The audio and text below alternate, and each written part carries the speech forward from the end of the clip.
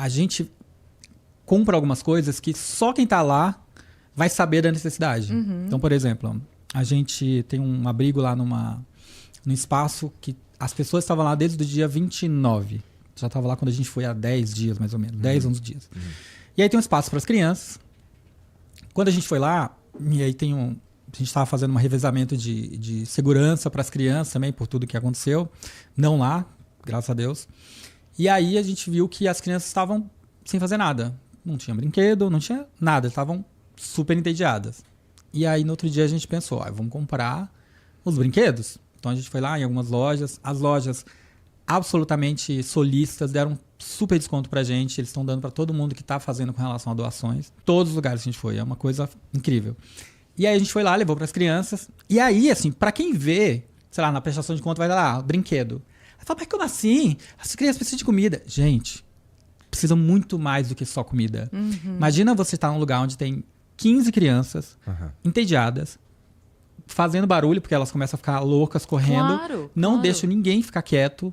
Isso, os brinquedos é algo extremamente importante para aquela ocasião. E para a saúde mental dos pais também. Sim, porque precisam ter os seus filhos, assim, minimamente... ocupados. Bem entretidos e ocupados, porque eles têm decisões e coisas muito importantes para fazer agora, Exato. Né? Imagina, assim, os locais onde a gente foi eram com umas lonas, e aí as casas, né, eram uns quadradinhos muito pequenos, que as famílias colocaram o que tinham, que era muito pouco, o que deu tempo de salvar, lá em Lajeado.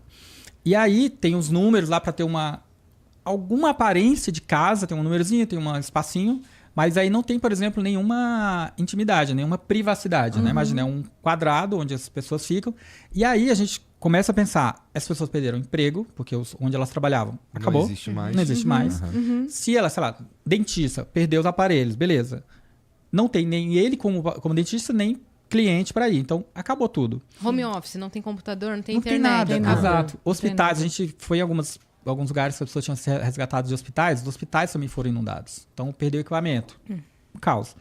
E aí, os pais também ficam sem saber o que fazer. Como é que eles...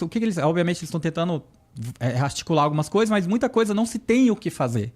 Enquanto, por exemplo, não pode ou voltar para casa, ou, que é o que a gente está atuando agora também, que é a reconstrução, na verdade, a construção de uma coisa nova, porque uma coisa que a gente viu também que não vai ter como construir nos mesmos lugares, em vários lugares. Então, em Cruzeiro do Sul, que a gente foi também, a cidade foi varrida.